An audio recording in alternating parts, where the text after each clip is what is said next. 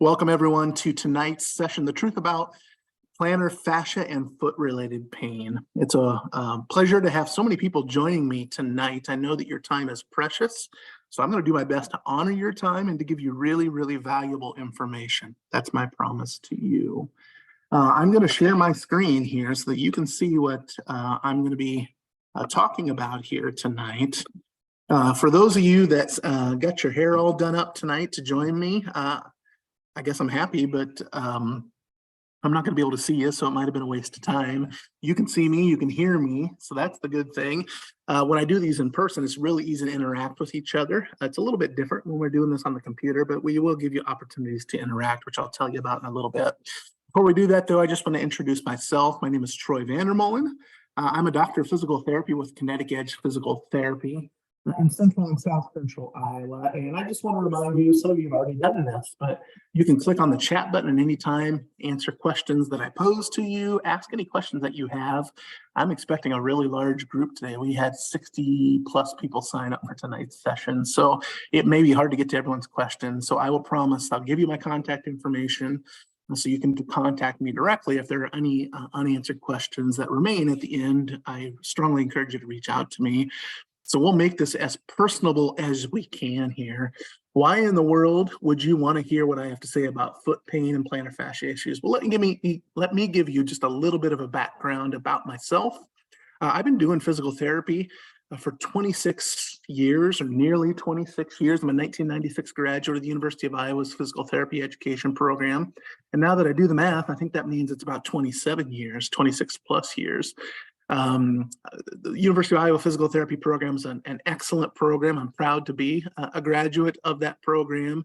It's consistently ranked in the top 2 or 3 in the nation in physical therapy education, which prepared me well. But really what we're going to talk about tonight are things that I've learned through the process of seeing a lot of people with foot pain over the last 26 plus years. In addition to my master's degree, I got a doctorate of physical therapy through Evidence of Motion in Louisville.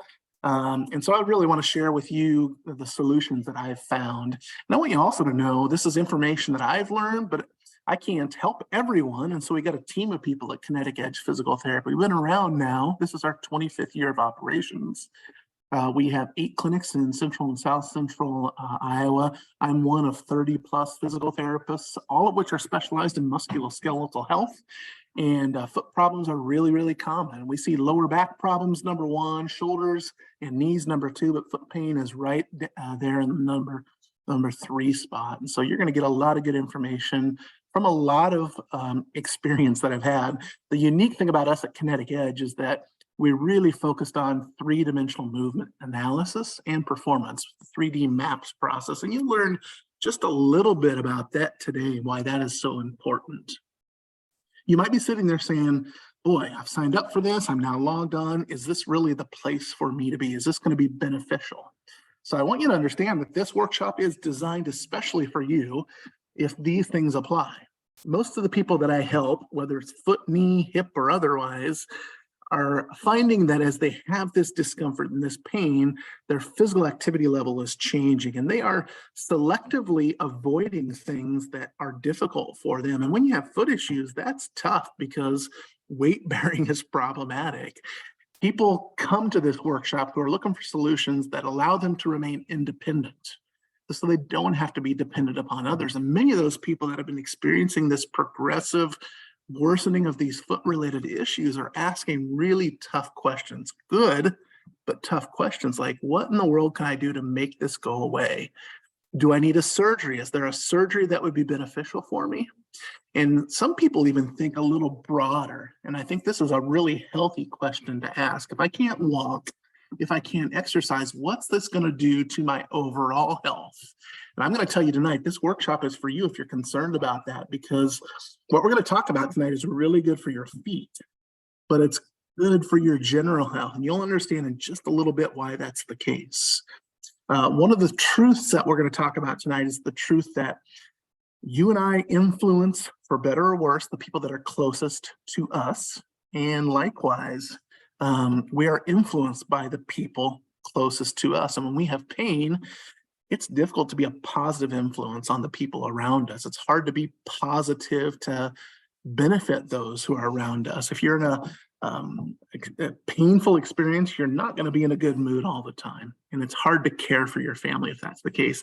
And this is actually a hint about what we're going to talk about when we look at real solutions to foot pain, because your foot is like you. It's influenced by the things closest to it.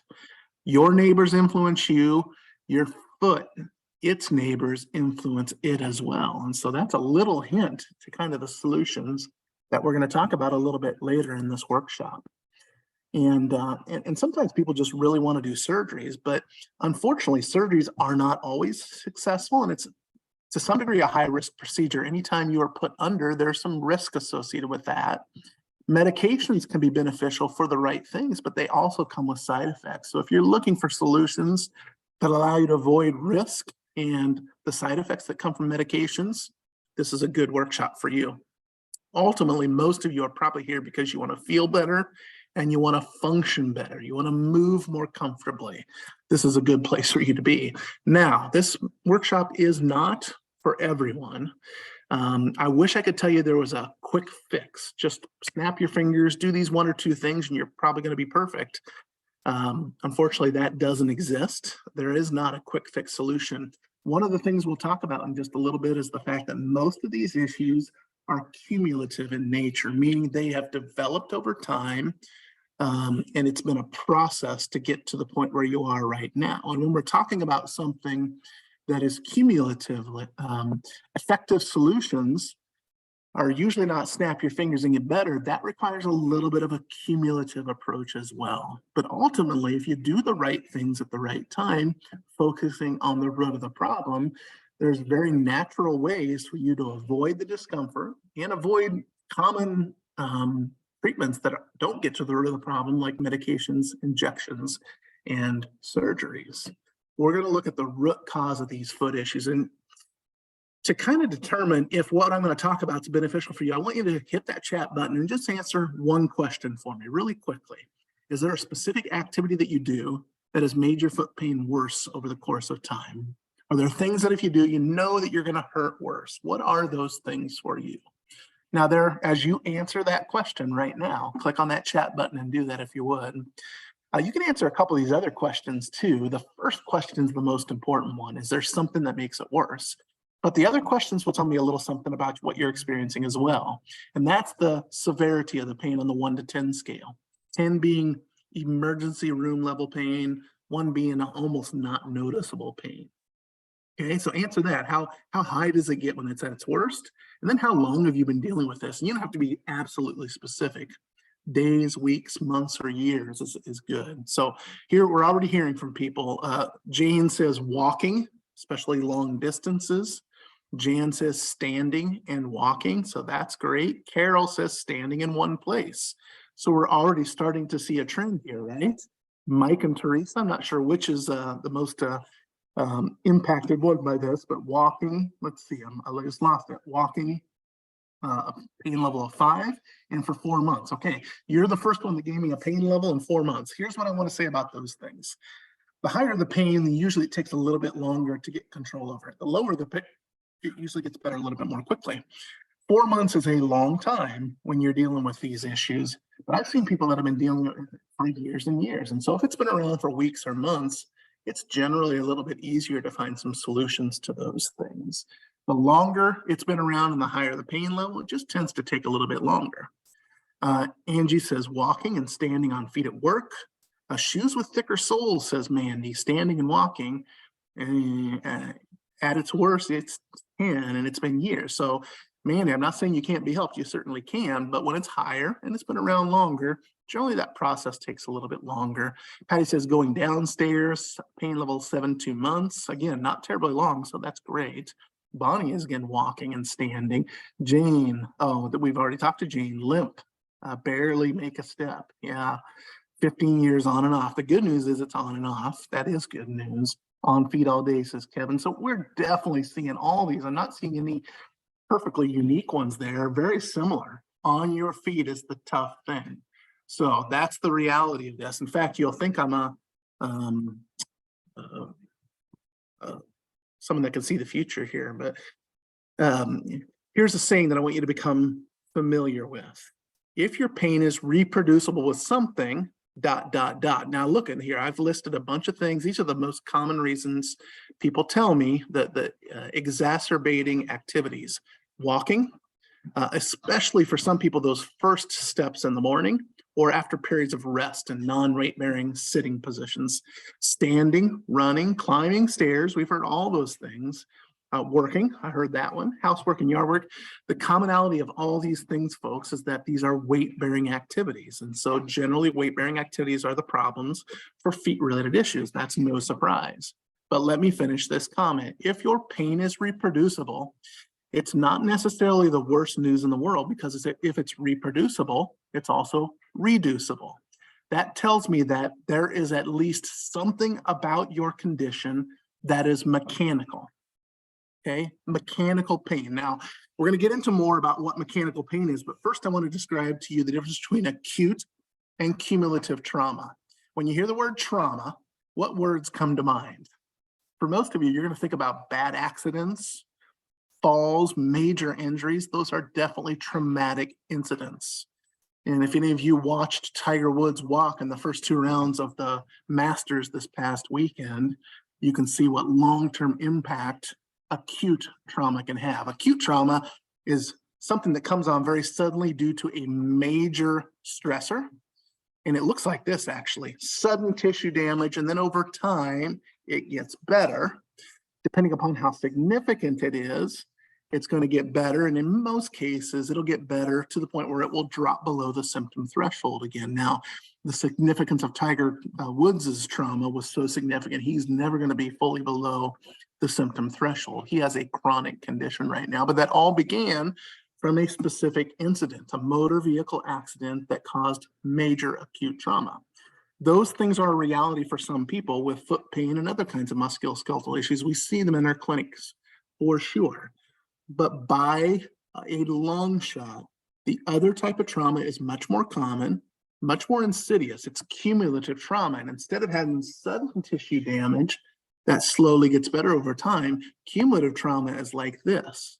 It's slowly progressing. Now, that arrow I just drew on your screen just took a few seconds to show up. But think about that being the course of months and years. And for a while, it's arcing upward, but it still has not crossed the symptom threshold. Changes are occurring in our tissues, and we're not yet aware of it. And usually when we just cross that symptom threshold, at that point, people are telling me things like this. It hurts, but it's not horrible. It's not there all the time. It's off and on. I can manage it okay. It ain't great, right? And then as time goes by, for many of those people, the upward trajectory continues to the point where they're saying it's much more frequent. It's much more intense.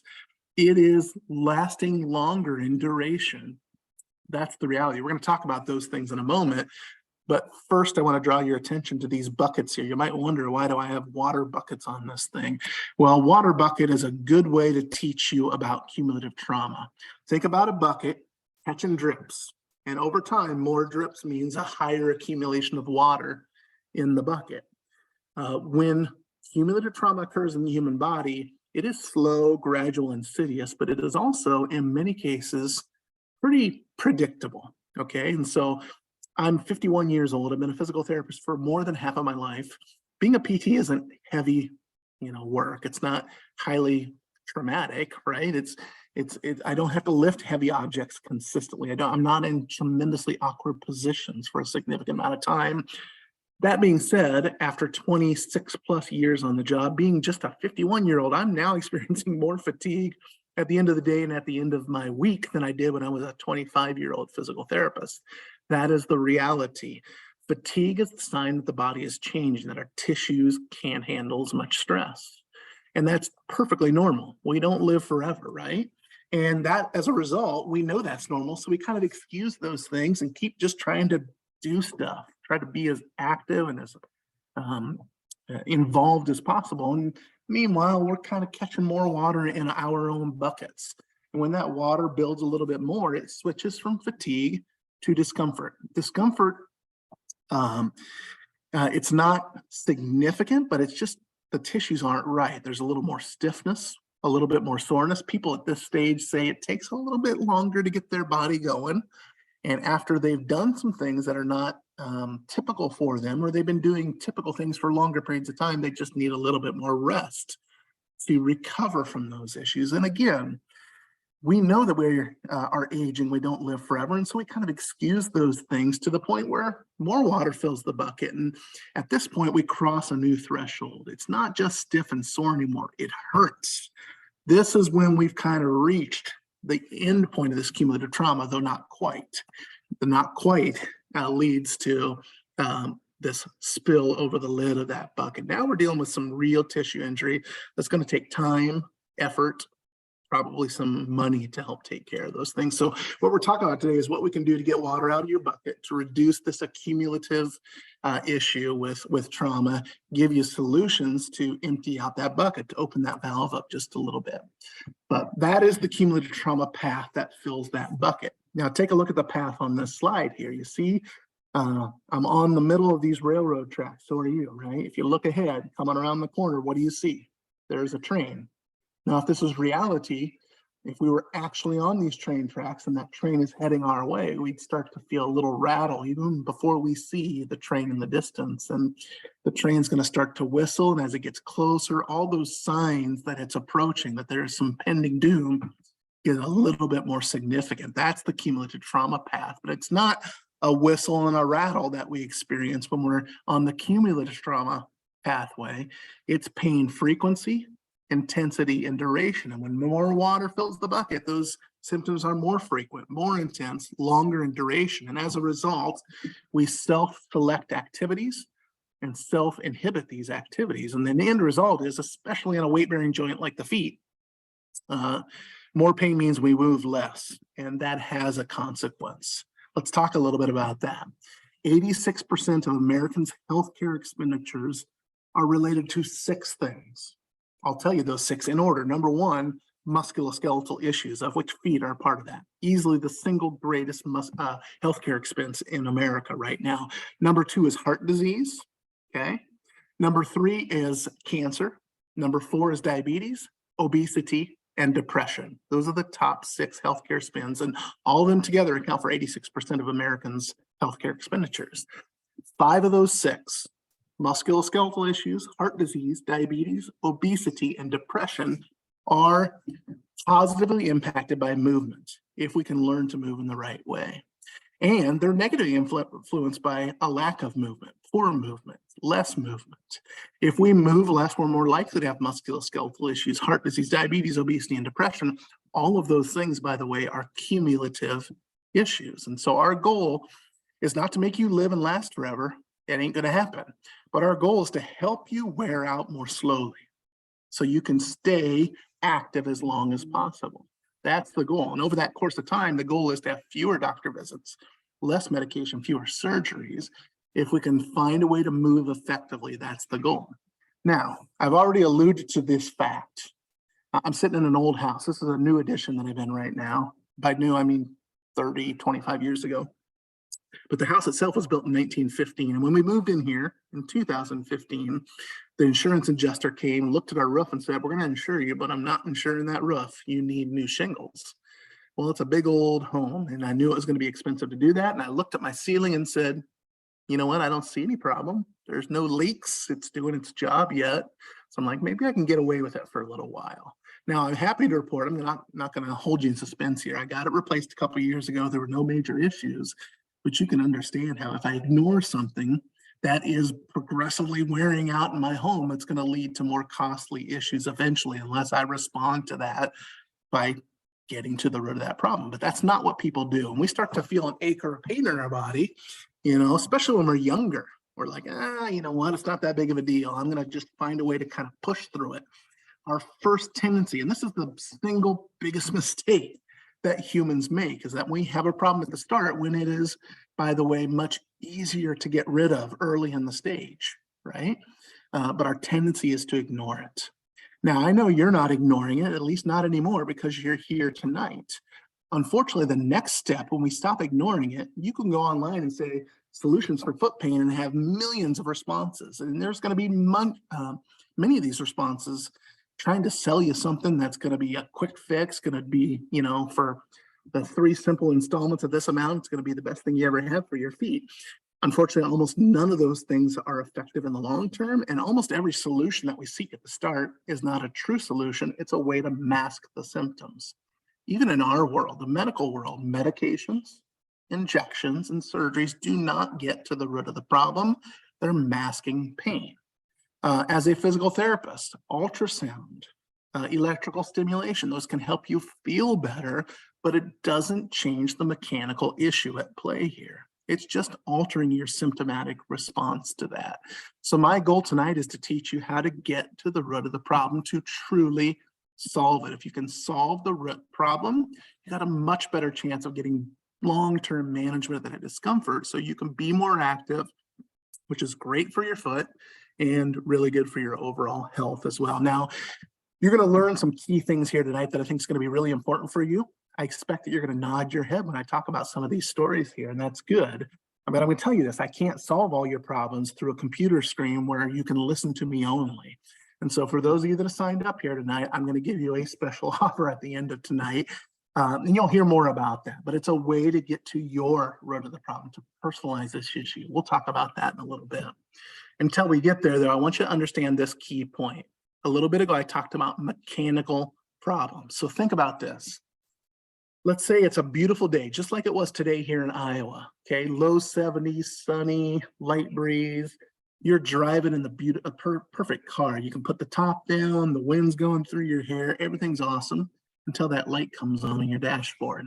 Now, if you're like most people, if you're like me, you see that light in the dashboard, and if I don't have any other signs that there's a problem, my initial tendency is, that darn light, it's unreliable, probably some sensor in today's modern cars.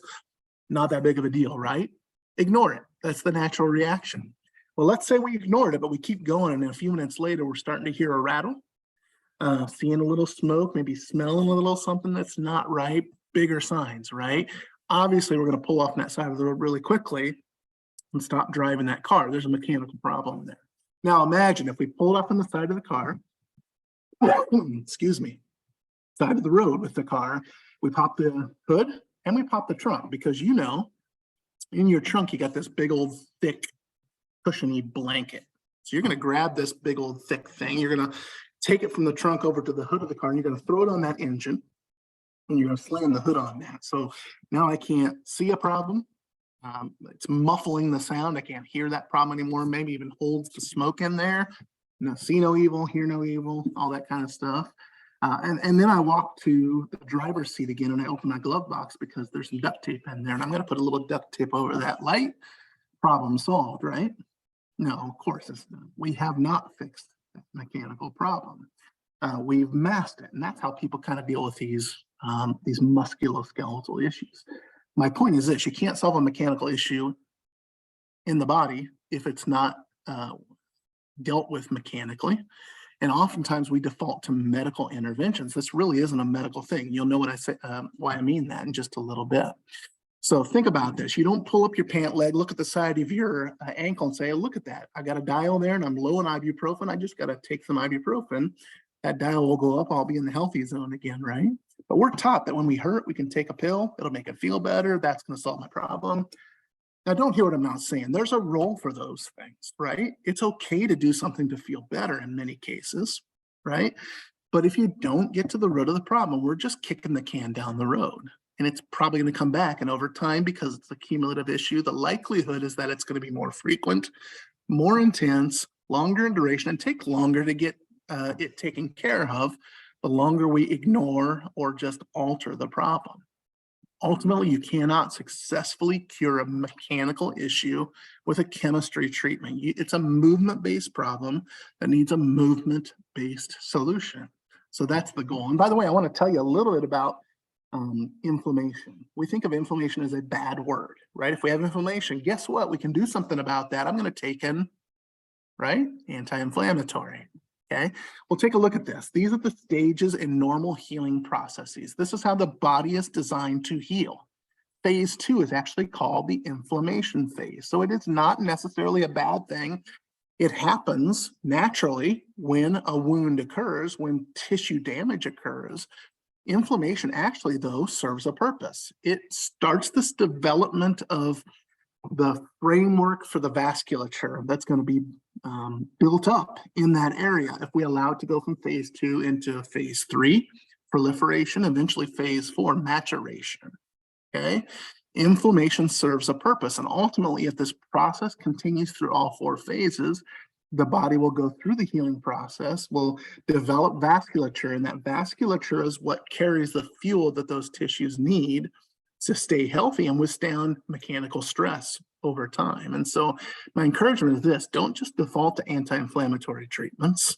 There's my favorite author is C.S. Lewis, and he has a quote. I actually removed the slide on this, but he says, "The magic is not in the medicine. The magic is in the human body." And what true treatment should do is either stimulate nature's natural functions or inhibit that which is preventing nature from running its course. And so when we take an anti-inflammatory, we're actually stopping a natural function. We're inhibiting the body from doing what nature is designed to have it do to that area. So my encouragement is don't just pop the anti-inflammatories, find the root of the problem and get well over time. Now, I want to tell you a little bit of story about Heather. This is an actual client of mine. She's been disguised there with her sunglasses here today. It's been probably 10 years since I worked with Heather. She was 38 years old at the time. She had been to Hawaii with her husband on an anniversary trip. And you know what you do in Hawaii? You're out on the beach, walking on the sand. You're doing a lot of hiking. There's these paths that have the dried up old lava. Tough landscape at times, and she spent a lot of time on her feet and developed some foot pain, some heel pain actually. And what made matters worse is when she came back home, she's a teacher on her feet a lot. That was stressful. She liked to CrossFit. She was very active that way.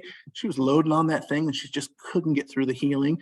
She had tried all the typical things, seen the doctor, got the meds, got temporary relief, but it came back, and eventually had an injection, which felt great for a little while, but it came back again. And she was starting to stop doing the things that she liked to do. She wasn't exercising it much. And she kind of reluctantly came to me to see what I had to say. And I'm not going to tell you the whole story right now, but I want to tell you that her problem had morphed from an inflammatory problem to more of a tissue pathology. We'll talk about that in a little bit too. Ultimately, the question behind the question is, why was that tissue going through this change? Well, it turns out she definitely had foot pain, arch pain, heel pain, plantar fascia pain, but the real problem was not at the foot, it was at the hip. We'll talk about that later. So let's quickly go through the most common types of foot pain before we get to the real important information about those causes, the root problems that bring that foot pain on, and eventually talk about successful treatment. So I want you to understand that our body is designed to move three-dimensionally, right? So look at my skeleton down there. The whole body is on this three-dimensional system. Our spine flexes and extends in the sagittal plane, side bends left and right in the frontal plane, and the spine can rotate left and right in the transverse plane. And every joint has some combination of all three of those planes of movement. In fact, you're going to see, I'm going to show you a brief video in a little bit of what happens when the heel hits the ground. How that foot unlocks with what's called pronation. That's what allows the foot to kind of adapt to an uneven surface beneath it. And then as soon as the heel lifts, the foot locks back in. So we can use that foot for propulsion. And we can push off through the foot and get to the next foot.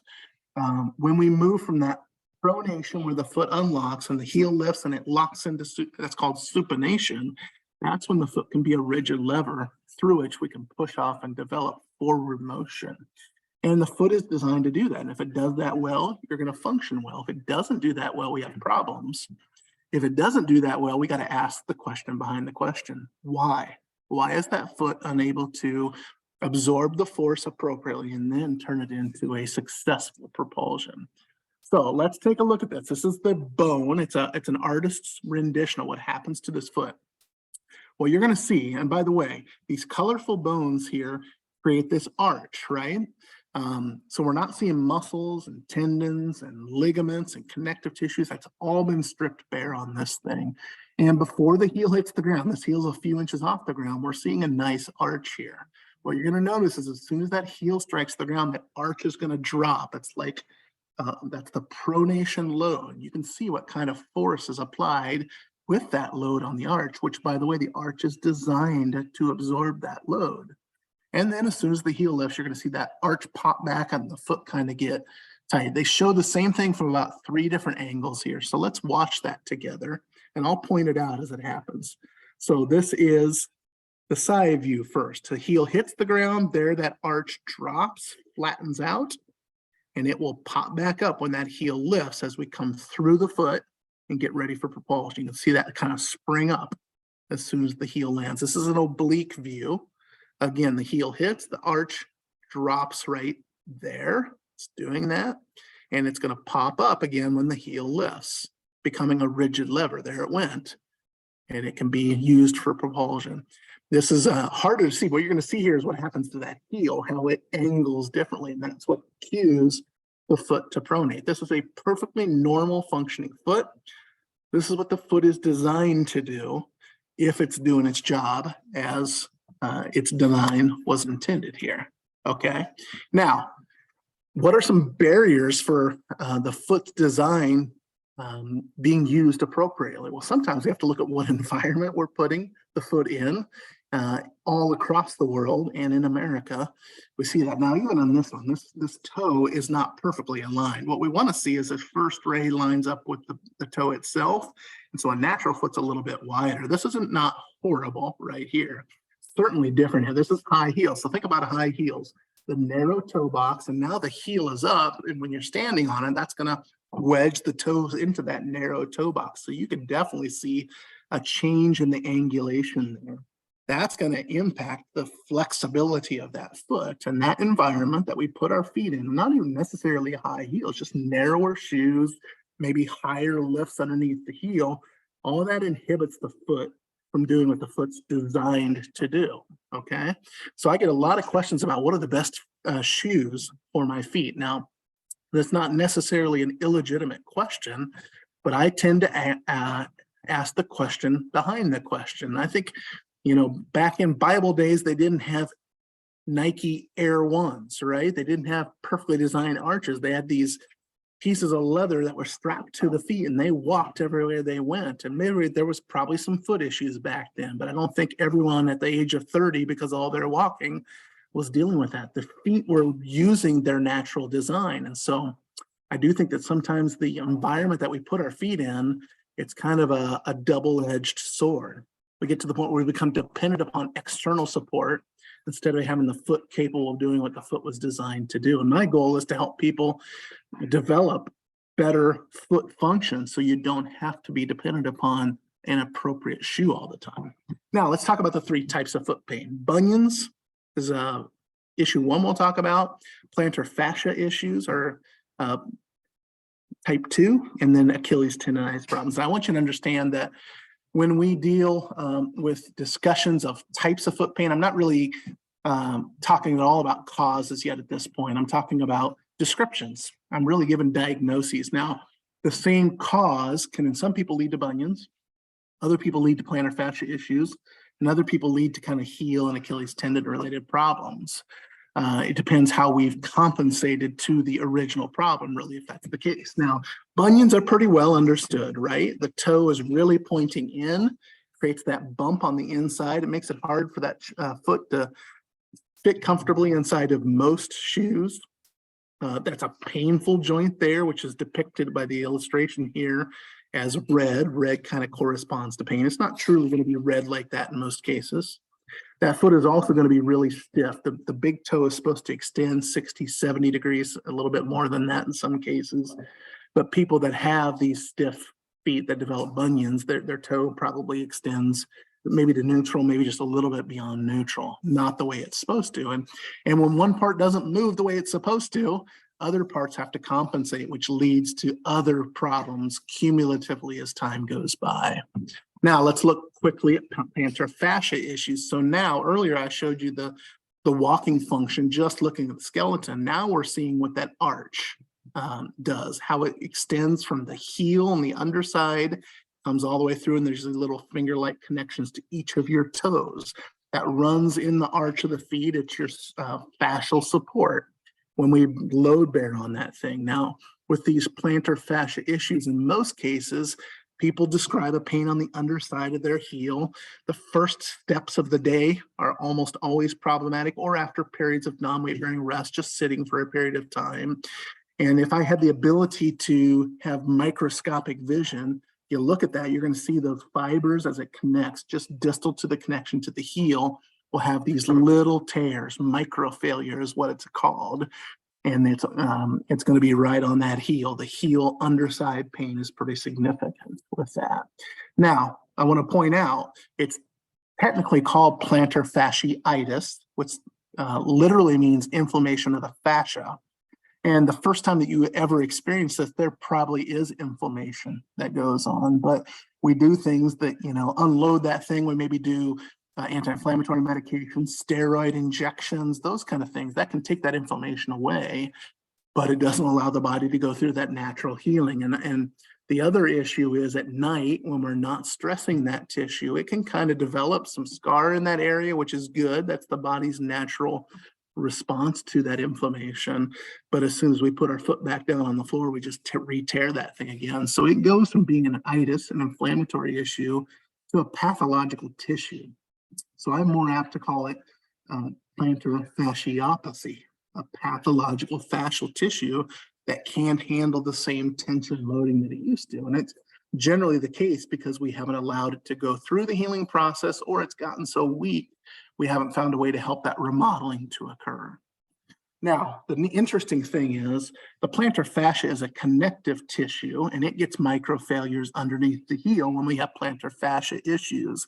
The same exact issue acting upon the tendons that connect your calf to the back of the heel is called Achilles tendonitis. And they all too can get these little microfailures in the tendon itself. Now, tendons and other white tissues don't have good blood supply, so they're more susceptible to cumulative trauma. They're the things that are slower to heal, quicker to re-injure, and usually the same kind of pain is experienced with Achilles tendonitis as we have with plantar fascia related issues. It's just on the back side of the heel instead of the underside of the heel. That's usually worse with the first steps after periods of non-weight bearing rest. And it tends to get worse with more time on the feet. Do both of those issues too. So again, we ask the question, we know there are tissues that are experiencing cumulative trauma due to the mechanical stress that they're experiencing over time. Water is filling that bucket, and we're getting more significant signs. Frequency, intensity, and duration is worsening.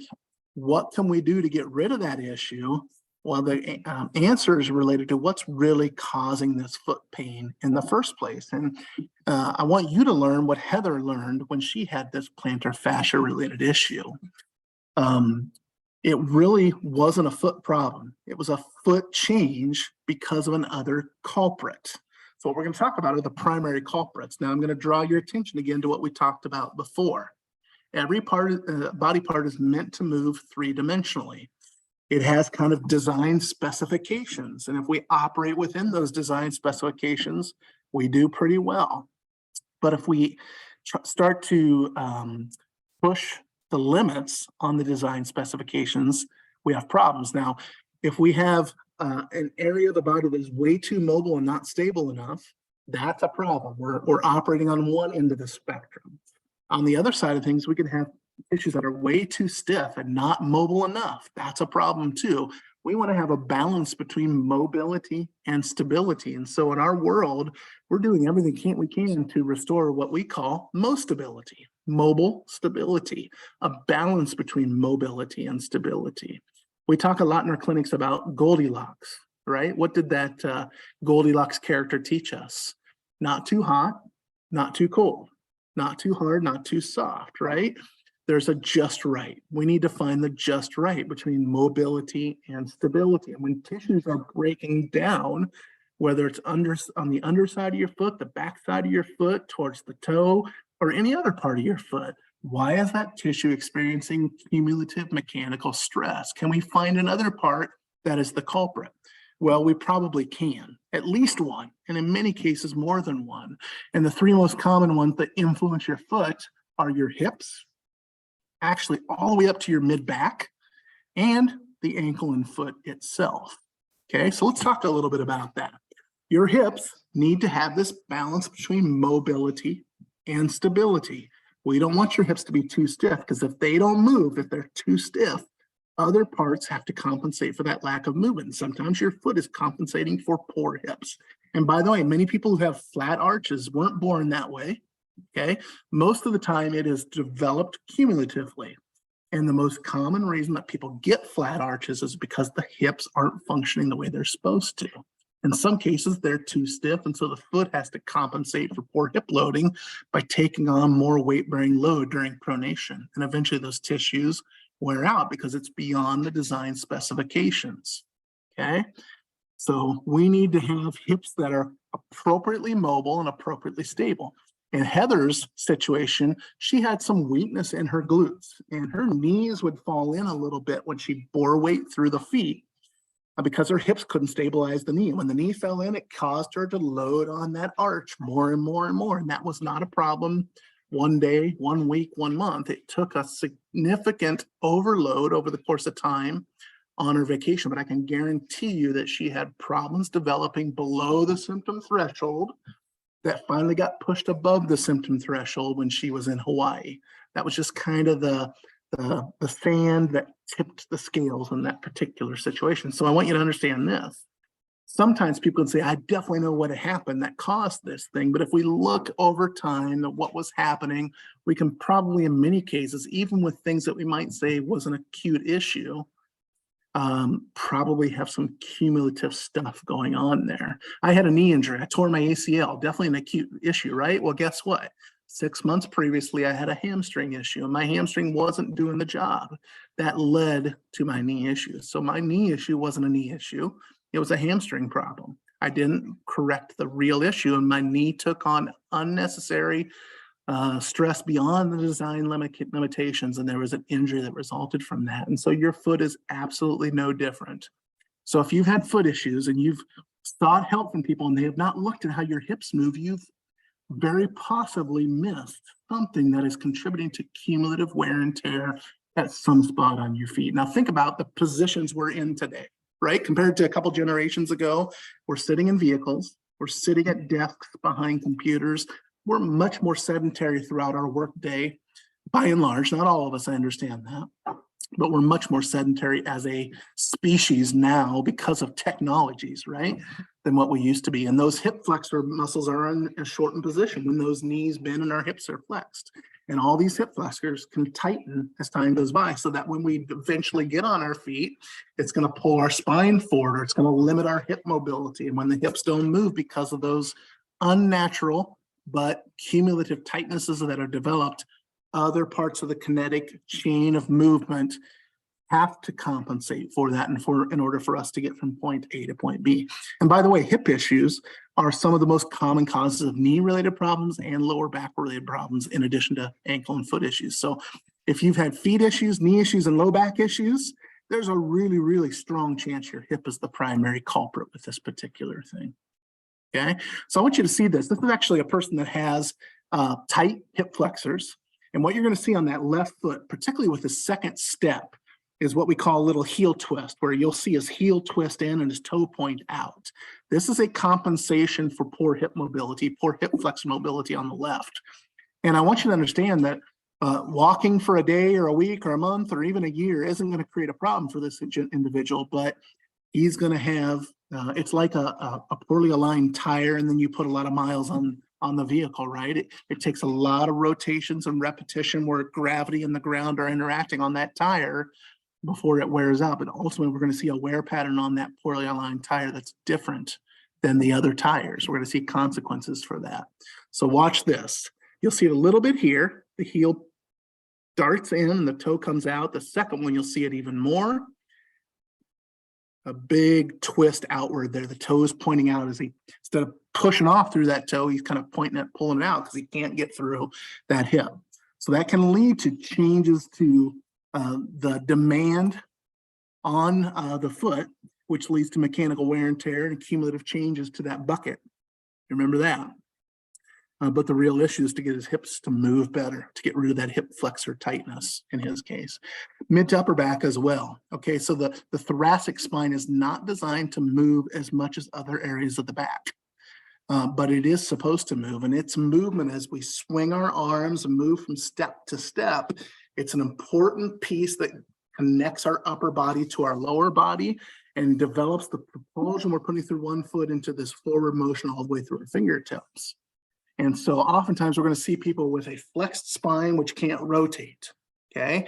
Poor rotation through the thoracic spine leads to compensations and rotation motions elsewhere. And so if you've had foot-related issues, you've also had low back or neck-related problems, for you, the thoracic spine is almost assuredly going to be one of your primary problems. That needs to be assessed.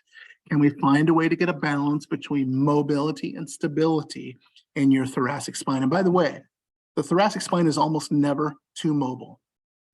I've seen one or two cases in my 26 or 27 years, and it's hypermobile people that have some kind of a movement hypermobility syndrome, gymnasts, and that kind of a thing. And normal human beings without hypermobility, that's not an issue. It's almost always a thoracic stiffness related issue. Now, the ankle and foot itself can be a problem. The toe stiffness that we talked about, that can lead to bunion related issues. That's something that can be mobilized. Manual treatments to the foot to help it move better, to be able to pronate and supinate, to get from the heel to the toe, from this adaptable limb to a rigid lever to push off. There are things sometimes we have to do specifically at the foot to make that move better. And by the way, if you have fascia or tendon related changes and it's, become a tendinopathy related issue or a fasciopathy related issue, there is one specific treatment we do which aids and benefits the tissue remodeling that's necessary for that tissue to handle stress again. I will say this though, almost all foot position related problems are secondary to another issue, and the hip is still in most cases the primary culprit of that issue too. So which is the chicken versus the egg? It doesn't really matter. We gotta figure out what's dysfunctional in terms of this balance between mobility and stability and try to bring about that balance. Okay, so if the foot's too stiff, that's a problem. If the foot's way too mobile, that's a problem as well. And by the way, people ask a lot of questions of me about arch supports, and in some cases, those are necessary. But I think we can, in some cases, default to those too quickly. Again, the goal is how can we enhance your ability of the foot to do what the foot was designed to do? That's the goal. By the way, you see that toe? Looks weird, doesn't it? This foot looks weird. But that is the natural foot. That's a foot that has not spent much time being molded by the inside of an artificial support that a shoe is. That's probably a very well-functioning foot. The bottom line is this, folks. If you have issues with your feet, you've sought help, and the natural solutions have been things that mask the problem, like injections, medications, surgeries, ultrasounds, electrical stimulation. Some of those things can be for isolated incidents, fine, but if we want to get rid of the mechanical stress on the tissue that's breaking down over time, filling water in your bucket and making you feel more frequent, intense, and longer duration symptoms, we got to look at those culprits. You need to have assessed your hip mobility and find out if you have a balance of motion there, your thoracic spine, a balance of mobility and stability, and the ankle foot itself, okay? So it's not going to be at all surprising for you to hear me say this, because I prepared you for this. If you want to eliminate the pain and have long-term success with that, you cannot do that without finding and fixing the root cause. Now, the most common treatments do not get to the root cause. They just mask the symptoms. So we're seeing on here three things we already talked about: medications, injections, and surgeries. Orthotics have a 50% success rate. However, I got success in quotes there. If it hasn't really fixed the thing that brought on the need for orthotics, it's again kind of taking stress off of tissue, but it's not really fixing the real problem. So, in a walking boot, okay, so temporarily you may have to use a walking boot in some cases if there's a bone stress that's happening there, and I'm okay with that. We don't want to use those long term though, because it changes the mechanics of your ankle and foot and can lead to problems at the knee and the hip over time as well. Successful treatment says what is causing the stress on that tissue. So we need to find your specific issue, whether it's hip foot, or thoracic spine, or some combination of those things. And it might be another thing too. There are some things that can cause problems that are not terribly common, but we look globally at that thing. We can't just look at the foot itself to figure out what to do to fix it. We got to look at the things that would, maybe have dysfunctional movements, too much mobility or too much stability, that would cause compensations to ask the foot to do what's beyond its design specifications. And this process changes over time. It is a process that requires the right activity at the right time to get the right result. So it's educational and empowers you to do the right thing at the right time to get the right response. We're allowed to see many people simultaneously if we really want to. It's called group therapy. We never do it because it disallows us from getting to your individualized need. It needs to be one-on-one. And I'm really good with doing hands-on treatment and manual stuff, but it ultimately needs to be combined with real functional movements because life happens on your feet and your foot has to function in concert with everything around it. It's a part of a dynamic system. So it needs to work in concert with your knee, your hip, your thoracic spine, and all them bones that Ezekiel taught us about. And so we eventually need to get between gravity and the ground on your feet. And there's a couple other things. Eccentric training for some of these heel cord, Achilles, and fascia-related issues is really important. It's called functional loading. And then the treatment to use tools to push through the tissues because that helps the tissue remodeling so that tissue can actually handle tension stress better. Hands-on treatment using those tools, specifically in the foot, is very effective and necessary in many cases. So we've done a lot of good here. We've talked about a lot of good things. And I think you probably are saying, yeah, that sounds familiar and that I can see that being beneficial for me. So we've helped some things, but we haven't solved all the problems. We still have the problems with our memories. We can't remember everything.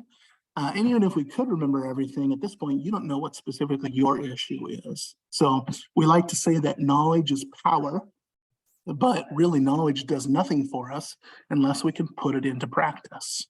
Implementation of knowledge is what is necessary. That's why I'm offering to you something that you need to find your specific issue, to understand what your culprit or culprits are.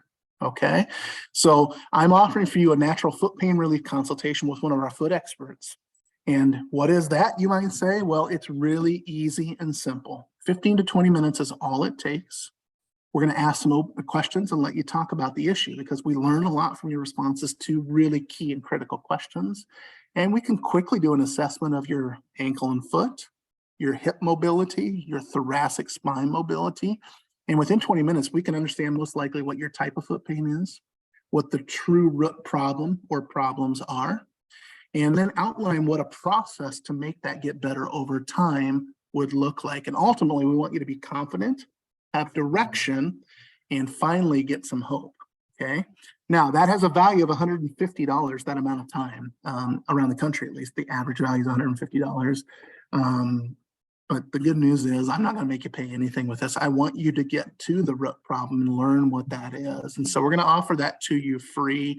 I can't give you a money back guarantee because you're not taking your money right now. So I would say this, if you do it and you say that was really not worth my time, just tell us. We're going to give the value of that time to your favorite charity, which we love helping local charities. We do as much of that as we probably can, as we possibly can.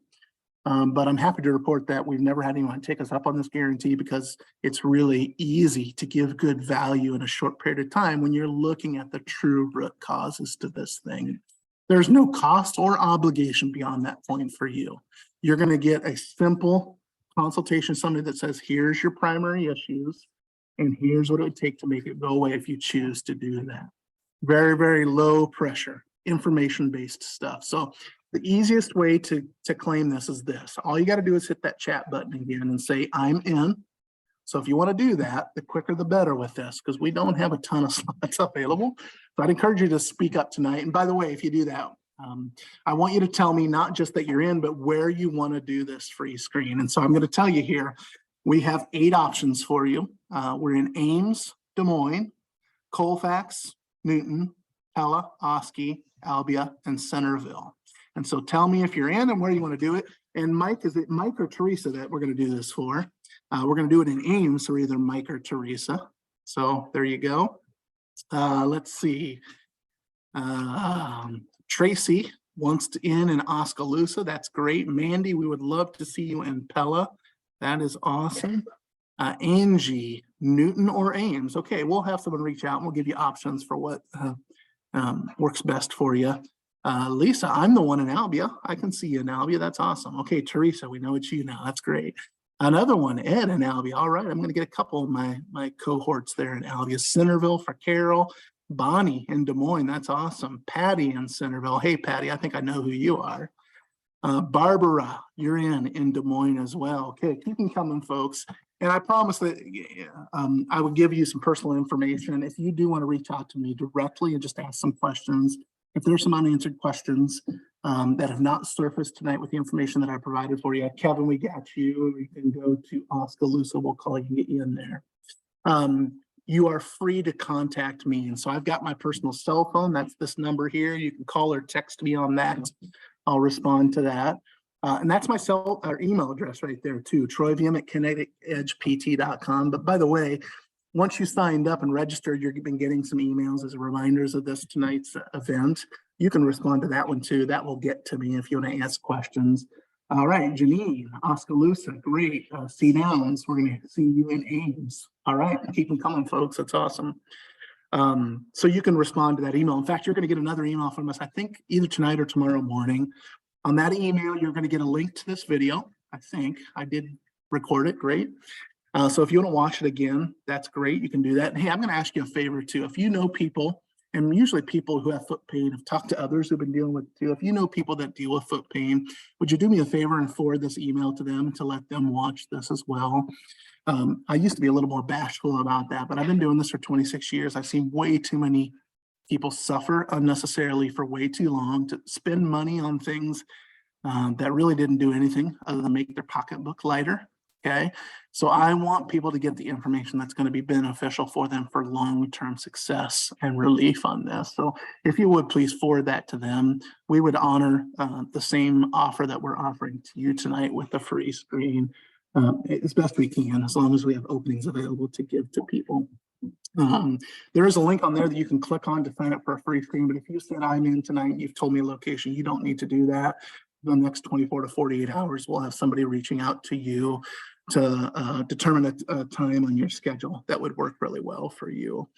That's it, folks. I appreciate your time. Thank you for spending some of your precious time with me. If you have questions, please reach out. Ultimately, guys, I hope you have a little hope. I hope you understand the impact of mechanical issues and why tissues break down. And at the very least, you understand that there's a delicate dynamic system that needs to be tended to, and your foot, in some cases, is just caught in the crosshairs of compensations. That's great. Patty, good. Your son-in-law, awesome. I think I know him too. You're going to email or call us about scheduling an appointment in clinic. Yes, C Downs, one of our care coordinators will call you. So that would be great. We'll just, if you signed up, I think one of the things you gave us is a phone number, so we should have that. They'll be able to reach out and contact you directly and give you options for that. We're going to try to find a time that works most comfortably and confidently with you. All right, that's enough of my time. Thanks a lot. We'll see you soon, folks. Blessings to you. Please reach out if you have any questions. Bye-bye.